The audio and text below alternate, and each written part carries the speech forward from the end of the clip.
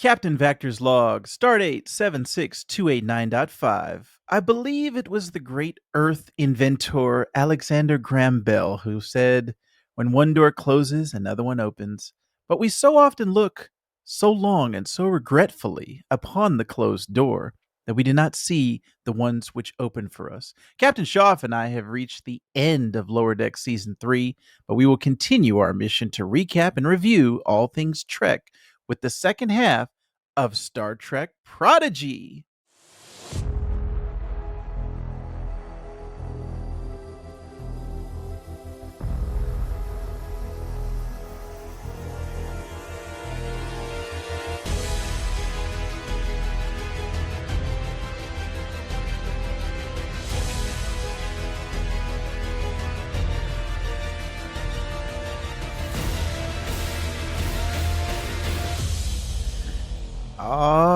Yeah, you know what time it is when you hear that music. It's TREKnological time. Welcome, everyone, to TREKnological, a Star Trek shakedown, a short form podcast hosted by two hardworking dads who love to talk Trek. I'm Captain Vactor, and with me each week, side by side, in our co captain's chairs on the bridge of the USS TREKnological, is my man with the plan, Captain Schaff. Captain Schaff, how are you, sir? I'm doing pretty good. Thank you so much for asking. It's been another crazy week, but glad to be here. Oh, yeah. Each week, we're going to be traveling to a new planet to seek out new Trek news, as well as boldly going through our thoughts of what's on TV for Star Trek, as well as now we have to say goodbye to Lower Deck Season 3. But we have a warm welcome to the return of Star Trek Prodigy. So I think this is going to be a great time today, Shoff. With that being said, let's set a course for the nearest planet, Maximum Warp. Aye, sir. Course laid in. Warp me and go fast.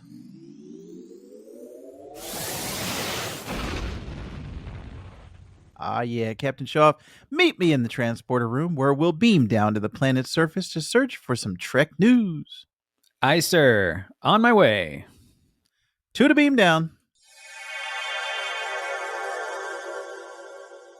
Yeah, let's scan the surface, Captain Shaw, for any sign of Trek news. Ooh-wee, I found some Trek news, Captain Vactor. Thank you very much, Captain Shaw. Please transmit those news articles to our show notes for all the listeners. Now then, let's continue our weekly mission with our episode discussion. We got a double dose this week, Shaw. Double whammy. We've got Star Trek Lower Decks Season 3, Episode 10, The Stars at Night. First airing October 27th, 2022, directed by Jason Zurich, and written by Mike McCann. Mike McCann?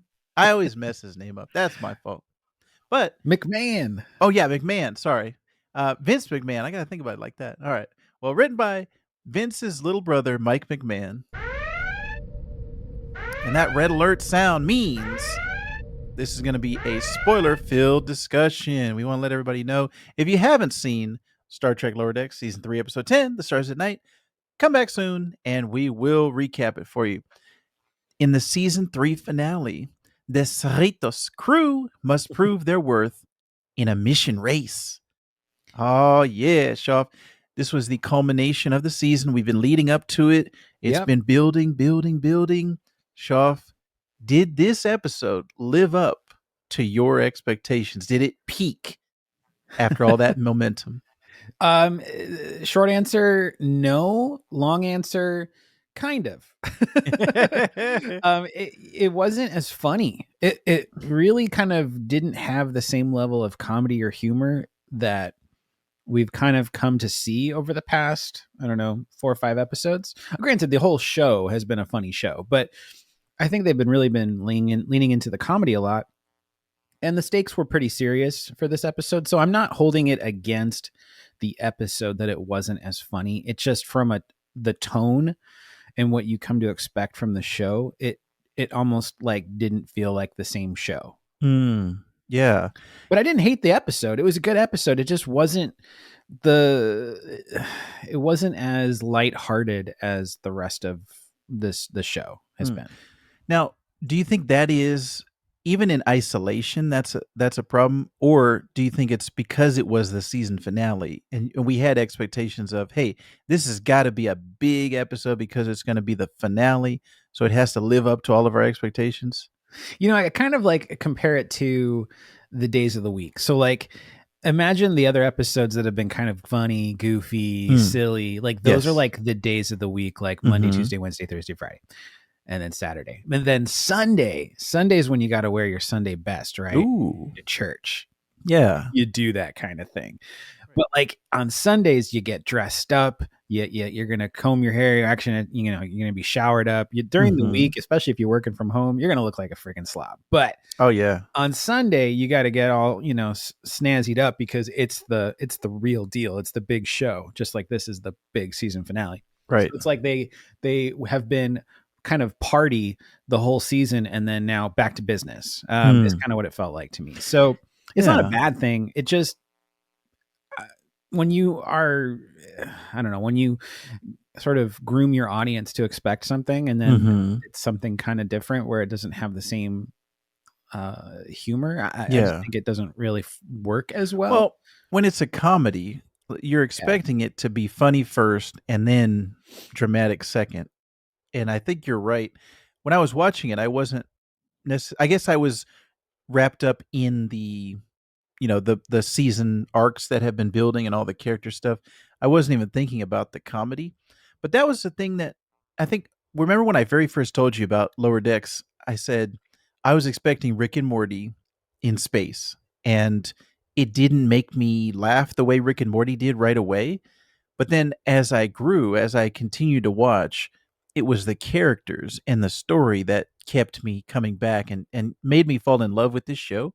So I think you're right. I don't think the comedy in this episode was necessarily up to par, but I did enjoy the resolutions and then all of the different mysteries that we kind of got a little plot tied up, and also a nice cliffhanger at the end, which, Captain Choff, I'm glad you told me there was a post-credit stinger, because I got to tell you, the way that Paramount Plus, and actually all these streaming services, I shouldn't just say Paramount Plus, the way Disney Plus, Netflix, Hulu, all these things, when you get to the end of the show and it gets to the Yeah. credits, it immediately pushes you into the next episode. And that frustrates me because I'm a guy who, especially with animated shows, I immediately want to look at the voice cast. I want to see who the voice Right. cast is. And this one, it did the same thing. And I was like, wait a minute, is there not a post credit scene? Did Schaff lie to me? But then by the time Never. by the time I tried to, click over to it, it already had went past it. So I had to go back into it, Uh, fast forward because it reset, had to fast forward back. Anyways, all that being said, yes, there is a post credit scene. Schaff was right. He didn't lie to me. And it was, I think it was worth it. Schaff, it was real small, like a maybe 10-second clip, right? Size doesn't matter. You know that. Come on. Ooh. Well, when the Texas class, when we got a Texas size episodes, Chav, we need to bring the girth and the length The, to this the episode. family show. The family Hey, show. there's nothing wrong with what I said. Anyways, uh, so I definitely, like I said, I definitely enjoyed all of the mysteries, and then the Rutherford storyline of, his flashback. We finally saw who it was that ordered his memory to be erased and his implants and everything. What did you think about the whole Rutherford plot line? I liked it. I like that, that we've gotten little morsels of backstory for him, Mm-hmm. and then it all kind of came together and culminated into something. So, I mean, now Rutherford's backstory is pretty fleshed out. I mean, of course, there's plenty of stories to tell, but the mystery surrounding Right. all of that has been revealed. So it'll be interesting to see like what is the focus for Rutherford going into season 4. Now that this is solved, he's not wondering, about his memories and these holes in his memories and everything else. And I mean, I think a lot of his struggle for season 4 will probably be what the reveal was in that end credit scene, because Mm-hmm. Badgie was still alive and basically like uploaded to his old um, implants. Mm-hmm. So, and it seemed like he was in the same debris as like Peanut Hamper or where, Yeah. where Peanut Hamper was. So, like, you just know, like, all signs are pointing to an AI revolt of Yeah. some kind. And that's what 'Cause we if, had talked about on a previous episode. We thought yeah, that's where it was leading to. yeah, But because you oh, go ahead. I was gonna say you've got Badgie, and Badgie could be like the captain of this, Right. or you've got Peanut Hamper locked away, you've got Aramis locked away, you've got other AI. I mean, and then you've got the Alito, the Texas class, which even though they might be mothballed, it doesn't necessarily mean they've all been destroyed, right? So they could Right. get reanimated, rebooted in some form or whatever, and cause problems in the future. I feel like we Yeah. haven't seen the last of all of that. And we already know that they've been greenlit for season 4. It definitely could be a season 4 finale, or I was thinking it could even be a series finale. They could be even building to that. But this season in particular, season 3, showed us we can't forget anything. Like you just mentioned, Peanut Hamper. These are threads and plot lines that they pulled from 2 seasons ago, which I thought, oh yeah, we're never getting that again. We're done with those stories. But this season in particular proved to me we can't forget anything. They will bring back the smallest details. So Badgie and Rutherford's implants and everything. I think 100% you're correct. Shoff is leading to that AI storyline that might be some type of season finale. I think. Ooh, that'd be cool. Yeah. So we got some more. We got some more character kind of interplay between Boimler, Baby Bear Boimler, and Shax. That there was this whole Shax being the hard, gruff, manly man, the toxic man Shuff that we talk about on our boldly dadding segments all the time. But when he turns around, he's really a sweetheart. He's really a nice guy, and he's like the Shoff of this universe. Except for Shoff does not put on a front. Shoff is the baby bear Shoff at all times. So I think it is a very healthy thing. But I liked seeing that Boimler kind of, they're bringing out the best in Shax and kind of discarding some of that toxic masculinity. Shoff, did you have any thoughts on the whole Boimler and Shax relationship? Oh, that was nice. It was nice because Boimler, as he's gotten more and more bold, he's doing things that could very well threaten his own career. Yes. But it's like anytime he does that, he's like failing upwards, Mm, which is really great. And to have him finally get the acceptance of Shax is pretty awesome, considering how the episode started. yeah. And then also Shax getting that ability to finally eject the warp core that he's been wanting to do for 3 seasons, Yeah. and that you never thought was going to happen, because that's a pretty serious thing to do, to Has that basically strand your ship. Yeah, and I wanted to pull upon Shoff's vast Star Trek knowledge. Has that ever happened in live action before?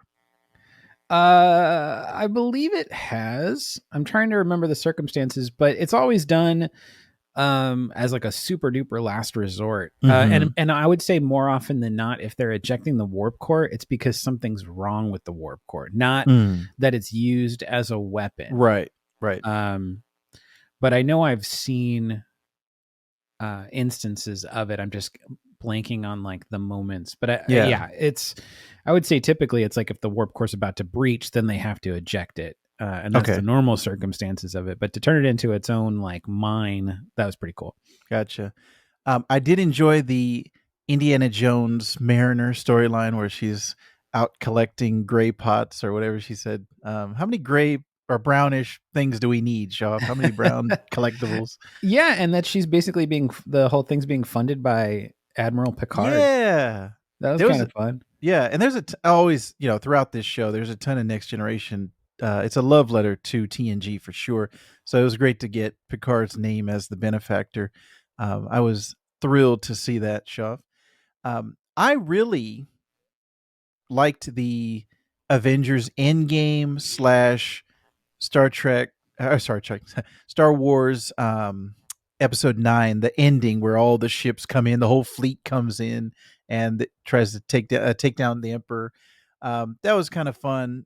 all the California class ships coming in to take out that rogue Texas class. And I loved, you know what, for me, Shaw, if I've lived in California, actually before Arizona, California was like my home. I always thought of it. I grew up in Northern California, lived in Sacramento for many years. And so when they called in the Sacramento class ship, that was just a whole lot of fun to me. So I really enjoyed that. There's got to be some pretty funny ship names because Oh there's a yeah. lot of really funny and strange city and town names in Yes. California. Yes. Yeah. I didn't pause it because I was kind of I was doing some other things. My son was also running around, but normally I would have had the captions on, looked at every single city. But I recognized a lot of the city names in California. So for me, that was just kind of a personal thing. I was like, oh yeah, all these California places. Even though I'm in Arizona now, it was fun to see all those California class things. So There's a city in Northern California called Forks of Salmon. now Maybe that that's one of the ships. Maybe it was the USS Forks of Salmon. that I did not know, but it was funny to see all the captains come on the screen, and there was, I think it was like a fish type of alien that we saw at the helm of one of them.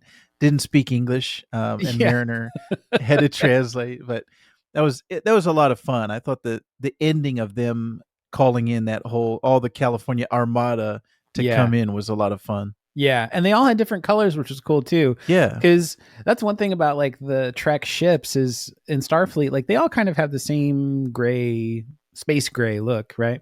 yeah, And then for the Cerritos, we saw like they have that cool yellow stripe that happens on the top, and it just adds a little pop of color. But then the rest of them all had unique pops of color, and I was like, this is fun. I kind of like that theirs is a little more cosmetic. So that yeah. worked. Here's another city in Northern California, Rough and Ready. The What? USS Rough and Ready. That would be a good What one. in the world are these people doing? I was another one. I'm not I was not aware of. Okay, interesting. Um, Anything else about this finale, Shoff? I think overall it was a fun finale, and there was a lot of good character moments. But like you said, a little bit lacking on the comedy side. Yeah, And yeah. for Well, me, the I was gonna go say, ahead. for me as a finale, I just felt like this could have even been in the middle of the season. This didn't feel like the culmination of season 3, which I thought has been building fantastic episode after fantastic episode. And then this one was just like, all right, it was all right. Yeah, don't you think that the last episode, Trusted Sources, might have worked better as a season finale to Oh create yeah, like with the open-ended what's going to happen type thing? yeah, and it felt like, I mean, this could have even been an opening episode. Like this could have been the first episode of season Yeah, 4. But exactly. yeah, Exactly. I agree with you. interesting. A couple of things just to round out our discussion of this episode, Stars at Night. The only thing I found like super duper funny that I definitely laughed out loud was the ransom pep talk. So Oh, he's like talking to the crew yes. members. He's like, "You got to Yes. command that chair," and he's doing the Yes. Riker maneuver Yes. with his leg over the chair. I And love that that. was right. That was part of that TNG love I was talking about. This Yeah, episode felt like a very much a love letter to TNG. So yeah, I also laughed. And that was really good. I've And then introduced my wife to the Riker maneuver, and she very much enjoys that. it's so funny. I read actually a little bit about that. The reason why Jonathan Frakes was doing that, it wasn't so much because of um like it was like a stylized choice. Mhm. It was Mhm. more to save his back because I guess Yeah. previously whatever job he had, and I had it up last night, but I lost the article. But whatever job he previously had before he was an actor, pretty much blew out his back. So Ooh. in order to avoid like having to bend down or sit down like that and kind of like put strain on his back. Oh my gosh, there is a deer in the backyard. Holy moly. I have to get a picture of this. There's You're two hearing it deer. here first, Oh everyone. my gosh. Shaw has a deer in his There's backyard. there's deers in the backyard. All right. Holy shit. They've been replicated. They've been transported down to Captain Shaw. Get that deer out of there, Shaw. That is insane. Oh Okay, man. I'm sorry about that. I had to. Holy crap. That scared me so much right out my window. I wish, you know what? I wish we had video going. I could have had it. I could have shined the camera. Oh man. I'm totally caught up. Okay. I'm like, whew, heart was racing. Okay. Um, what was I saying?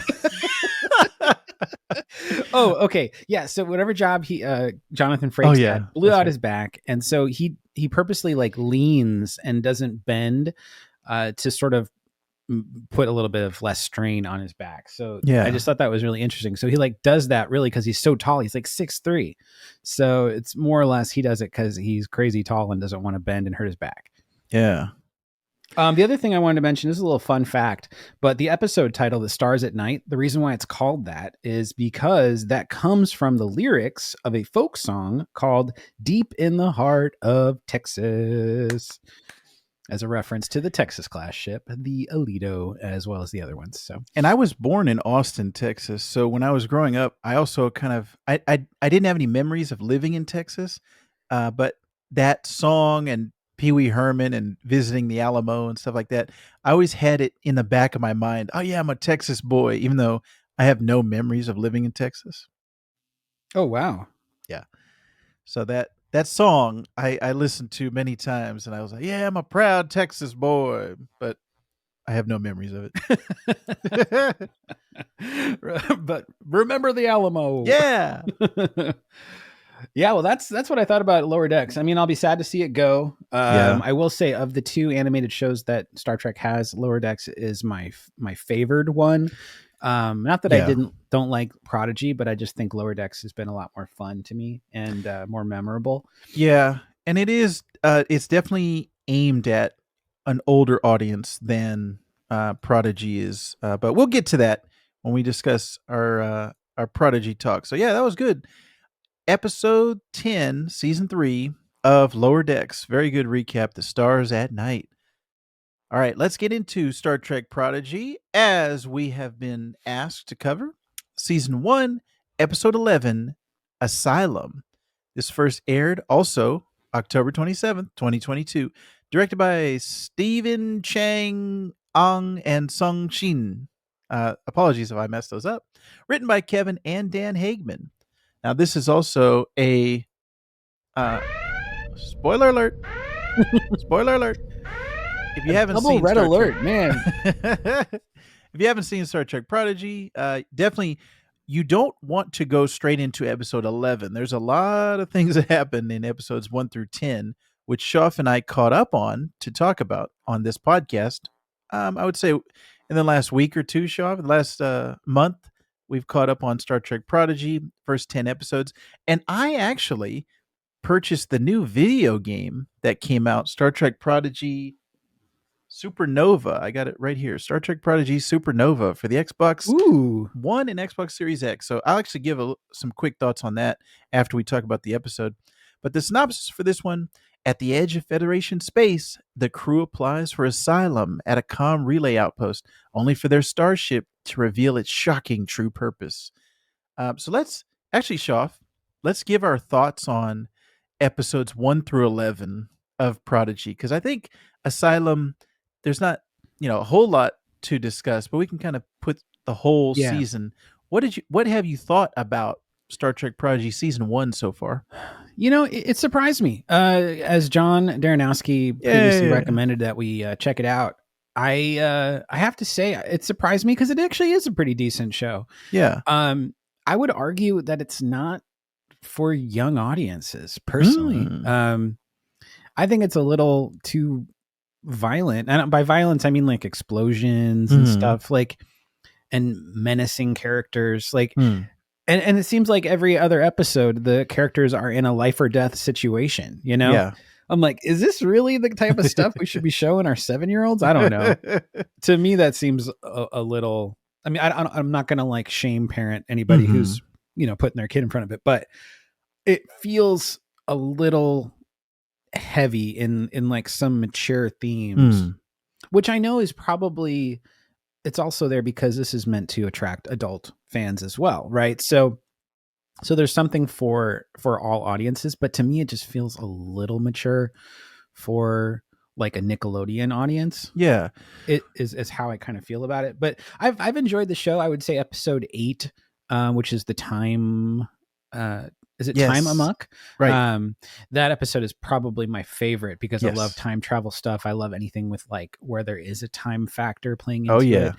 it, and also that episode had some real applications then and effects because of all the characters, Rock Talk ended up basically living, I mean, probably many years, I don't know, Mm-hmm. like by herself, learning science to sort of fix the problem because she had more time. Yeah. And that They was never really say how long, probably because it would be a little too depressing to truly know, but they say like it was a long time. And I think like she's that much smarter because of all that too. So I'm just fascinating that whole episode. But overall, it's an interesting show. I wouldn't say I love it, but I also wouldn't say that it's been a disappointment. I've actually been thoroughly impressed by it. yeah. I really enjoy Star Trek Prodigy, and I think it's a great jumping on point for someone who is new to the Trek universe. And I also think that, much like Nickelodeon's other show that was meant for children but adults can enjoy it too, Avatar: The Last Airbender, I think it's very much something that you can get enjoyment out of it as an adult. And sometimes there's certain things that are made for children, but you look back on it and you say, "Wait a minute. I was young and I was watching this and I didn't get all these references. I didn't get a lot of things." But then you go back and watch it and you're like, "Oh, okay, now I understand." Sometimes Pixar is like that. They'll throw in jokes that only adults get and references like that. Prodigy not necessarily like that, where it's like specific references, but it's more like you said, Shuff, like the the tone and the themes overall. There's certain things that a young child wouldn't get. They will be watching certain things and they'll get a different experience out of it. But the parents can watch it with their children and have an enjoyable experience. So I think it's great for that. Um, Not necessarily one that I would specifically recommend for adults and if you don't have children, but I think so far it's actually a really good show and a lot of heart to the show, which I love. And there's some of the things where it's more for children is I think some of the comedy elements of it and some of the Yeah, goofier elements. But for us, Shoff, as two Trek dads, number one, our children are a little bit too young to watch this with us. right. I think this will be great to watch once the show is finished. I bet our children will be old enough to watch it, so it'll be nice to go back and watch with them. But also, a lot of the Trek Easter eggs in here with Janeway, with Chakotay, with a lot of those things. It's a good, you know, um, not as much as Lower Decks, but they have a lot of rewarding elements of being a Star Trek fan that you can watch and enjoy. So I'm very much enjoying this. And did you know, Shoff, the theme is done by Michael Giacchino? Ooh, he's a Yes, talented guy. one of my favorite composers, if not my favorite composer. But yeah, I'm enjoying it. The only thing, Shoff, for me as an animation guy, I don't really like this style of 3D animation. There was another show when I was growing up, and I'm sure you may or may not have seen this show when you were growing up. It was called Reboot, and it was like the first Yeah. 3D animated show. It Yeah, I remember it. I've only seen maybe like an episode or two, but I do remember it. Yeah. Yeah, if you go on YouTube right now and look at that, like look at the opening animation, it looks rough. It looks like something that they would show like a previs, like, "Oh, okay, we'll go ahead and fill this in later," right? But this is just to show you where the characters are placed and like get a feel for the blocking and things like that. That's what it felt like to me is like they just don't have enough detail. They don't have enough in the movements and things like that. So Star Trek Prodigy is in that same vein. Now it's way better than Reboot. Like the animation is way better, but it's still the fluidity of the movements is what I would like them to improve. Like the way that they move, it just feels like they're missing a couple. frames of animation. So that Yeah, would I be agree my with one you. thing. I agree with you on that. It you can tell some characters are brought into this show to be comic relief, Oh like yeah, Jenkimpog and yeah. Murph. They're usually they're just kind of like the you know something's going to be funny happening. Like the only like Jenkimpog scene that really mattered in this episode was he was eating hot dogs, Hot and I was like, dogs. I was like, okay, all right. I mean, I think my favorite part about this show is that they got the Zooks, Jason Yeah. Mantzoukas, to Yes. provide the voice, and I think that's just great. What's I up, think jerks? I think the voice cast is really good. There's actually a little promotional thing talking about getting caught up on Prodigy, and it talks with some of the actors from the show.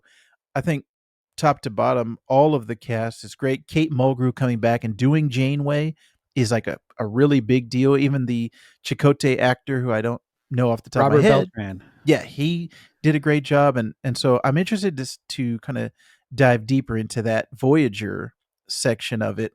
And oh, I forgot to mention while we were talking about Star Trek Lower Decks, and I mentioned this before on a previous episode. The voice actress Riley Alice Rocky, who plays Rock Talk, is the daughter of Carlos Rocky, who played the Admiral Bueno Buen or amigo. yeah, Alice Rocky. Yeah, that's how you say his name. So there's a Lower Decks and Prodigy connection there between father and daughter. So I thought that was fun, That's but cool. I really think that we're going to continue to enjoy the storyline of Prodigy with the Voyager stuff and with Janeway and seeing where that's going. Now, I wanted to Yeah, talk. I love Janeway. So her being a part of this is so great. And she has such gravitas, and her Mm, character is so interesting. And to have not only a hologram version of her, but the real yeah. Admiral Janeway on the hunt for them is wild. The whole Chakotay being missing thing, I was like, where the heck has he been? Like, I mean, he's clearly been gone for a little while. So I'm like, is he better not be dead. I hope they didn't kill this dude off Mm. screen or something. Like, That's what I this was is, thinking, but yeah, I don't yeah, know. I don't know. So we'll see. We will definitely see. Oh yeah, and in a previous episode they had Odo on there, and there's a Yep. ton of they got Beverly Crusher, Leonard Spock. Nimoy to play or the archival audio, sorry, of Leonard Nimoy and Gates McFadden. So yeah, there's some great stuff to be found in Prodigy. Real quick, Shoff, I told you I was going to off mic. I told you I was going to talk about Star Trek Prodigy Supernova, Right. and this game is a whole lot of fun. And I got to say, it's like the Lego games in that it's a side-scrolling 2D game, and the fun of it is you're just smashing stuff. So you're going around just killing enemies and smashing crystals, collecting crystals and things like that. All the voice cast is in it, so it feels very authentic to the show, and it also feels like it's aimed at the same audience as the show. This is a game I could have fun playing with my son once he's old enough, and I will not be bored out of my mind. So I think Star Trek Prodigy is it fits right in there with the show. Very very good. Good. Good. Yeah. I didn't expect it to be a side scroller. That's not what I. Yeah. It is couch co-op, so I was hoping that Shoff and I could do a little online mission, but it's only couch co-op. So I'm gonna have to wait until Shoff makes his way over here, or I make my way over there. You have to ride a deer to get to my house. Yeah. All I right. can't What? believe we had deer. That's crazy. That The other is. thing we had a new one of was Ready Room, Ooh. and Yeah. I just wanted to mention something that Jack Quaid and Noel Wells, who voice Boimler and Tendi respectively, Yeah. they were talking about the Trek fans. They were saying how supportive, genuinely invested, and kind Trek Yeah. fans are, and I have to agree. The Trek community is fantastic. So, if you are part of the Trek community, and you probably are because you're listening to our podcast, just give yourself a pat on the back because we are the optimistic, positive fandom that doesn't get toxic, and that's so great. Yes. 100%. Excellent discussion. of both Star Trek Prodigy and Star Trek Lower Decks. We're going to continue to talk Prodigy moving forward. But for now, Shoff, we're going to talk, I think, you and I's favorite section of the podcast, a little segment we like to call Boldly Dadding. Now, Boldly Dadding is our weekly segment where we share some story or lesson that we learned during the past week as fathers to young children. So, Shoff, take it away. I was trying to think about what to talk about because there's always stuff that happens around the house. It's crazy when you have two. Deers walk by. Yeah, it's always crazy. There's always stuff happening. But I wanted to talk about my 2-year-old, Emily, her love of books. So we read her books all the time, and she's always asking for more. And I'm sure that it has factored a lot into her level of communication that she has already at like 2 years, 3 months, I think 3 or 4 months. Because she's just talking nonstop and she picks up words so fast. As soon as we say something, she tries it out. And so we have to be very careful what we say around the house because she is a sponge and a mimic. And even if she's not saying it, like articulating the words like super great yet, she's trying words out when she hears them and she gets them pretty good and we can understand what she's saying, which is awesome. But she loves books so much that she wants new ones all the time. Ooh. And that can get a little pricey Yes. over time. And also we get tired of reading the same books over and over and over and over again. She doesn't mind hearing them, 1,000 times, but we would certainly like variety. So I try to buy her books whenever I can. And usually I'll order them on Amazon or sometimes I'll take her to Barnes and Noble and she loves that. She calls it Noble. She wants to go to Noble. But she loves going to the mailbox because she thinks that every time we go to the mailbox, there's a book waiting in like the mailbox for her that I've purchased for her. And I wanted to share how my child understands that her daddy works from home. So, she knows that I have to work during the day. And granted, I take plenty of breaks to help out around the house to help my wife with childcare and whatever is needed, especially if like there's a kid melting down or something. I can't just close my ears, and like focus on work. Like I have to take a break and be attentive. So with that, I've told her, I'm like, now, Emily, I have to go to work now. And she's like, work. And then she says, paid. And then she says, new books. So she understands that I work in order to get paid so that I can buy her more books. That's like her understanding. And I was like, that's actually a perfect way to look at it. So she gets the idea of you do something for something. So nice. So she lets me work because she knows that if I work, I get paid, and that means she gets more books. So it's great. But they went to the library yesterday.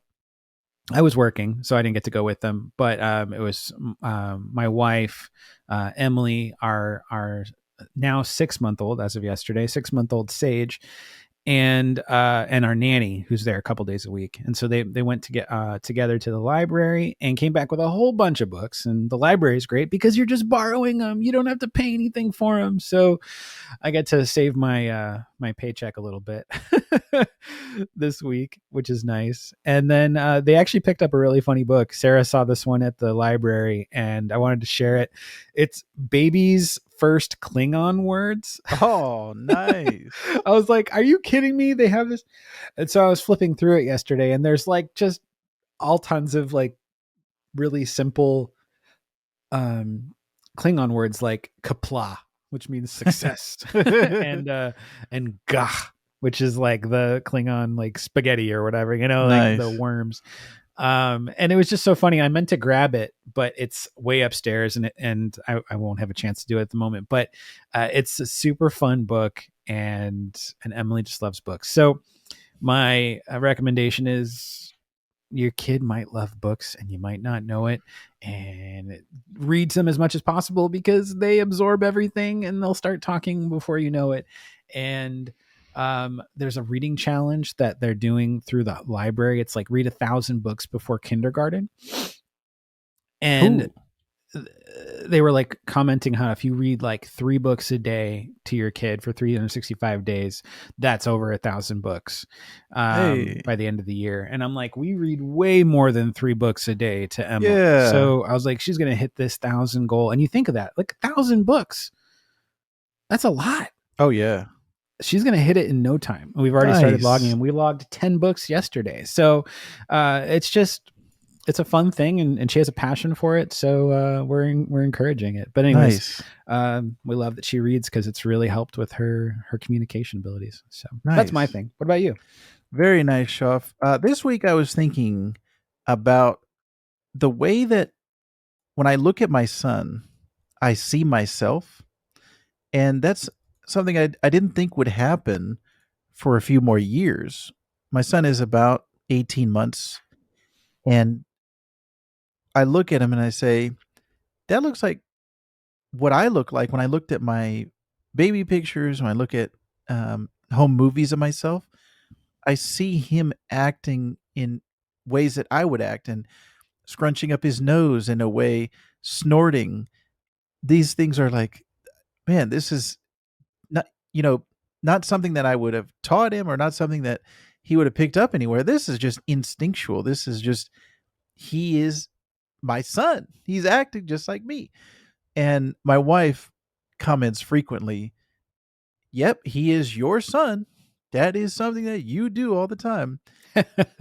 It's always surprising for me that he's this young, and it's coming out of, like I said, moments of he'll give me a look or he'll act in a way, turn his head in a way that I've saw myself in home movies because I don't have any memories of those my 1-year-old days, but it's just very interesting to see that, from a biological standpoint, that he's your offspring or that your child is yours, but it's just funny to get that realization and see it in the flesh. So that was kind of my dadding moment this week, was kind of seeing myself, and also that makes me proud that I see myself in my son, and I want to raise him in a way that he will become and grow into a good man. That's my number one goal. I don't think I ever told you that, Shuff.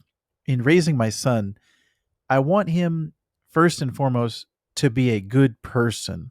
And so I want him to treat everyone with respect, kindness, and just be a bright shining star in this galaxy. So that's what I want from my son. That's an excellent goal to have, and I think you're well on your way. I think you're Yeah. well on your way.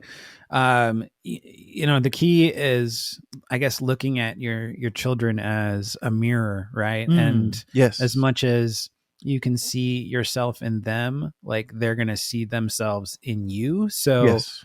like, and I'm not saying you're not doing a great job here. You are. It's just how socially important it is that we're demonstrating, like, the idea that it's not the do as I say, not as I do. It's the do as I do. Yes.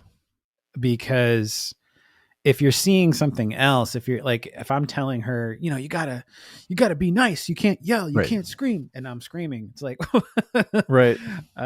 she's not going to learn that. So yeah. So I think you're right on. I think you have all the right tools in your tool belt to make that happen. Thank you, Shuff. And thank you, listeners, for checking out another episode of the TREKnological podcast, a Star Trek Shakedown. We are very, very appreciative to all of our Trek listeners. And like Shaw said, the Trek community has just been a fantastic place, and we could not be happier that we are here. You can be a part of the Trek community if you follow TREKnopod on Instagram, Twitter, or TikTok, and especially TikTok, because Captain Shaw is busy putting out hilarious videos. Whenever the moment and inspiration strikes him, Captain Shaw is going to put out a video. So you definitely want to check those out. And they're always a little saucy, Shaw, a little spicy sometimes. But we always get a good reaction out of them. So Sriracha. I'm very happy that Shaw is here because my TikToks are very lacking in creativity. Mine is more informational. what I'm doing over at Comic Book Kaiju, but Shoff's, they are entertainment 100%. So you're definitely going to want to check out what Shoff's doing on TikTok as well as YouTube. We try to put them on all the short form video places: Instagram Reels, TikTok, YouTube Shorts, all those things. So, if you enjoyed what you heard today, we'd love for you to subscribe to our show. And if you love the show, we invite you to let us know with a 5-star rating and review on Apple Podcasts and Spotify. We hope that you'll share our podcast with your Trekkie friends and family, because word of mouth is very important for a smaller podcast like ourselves. If you can share with one friend or family, that would help us out a great deal.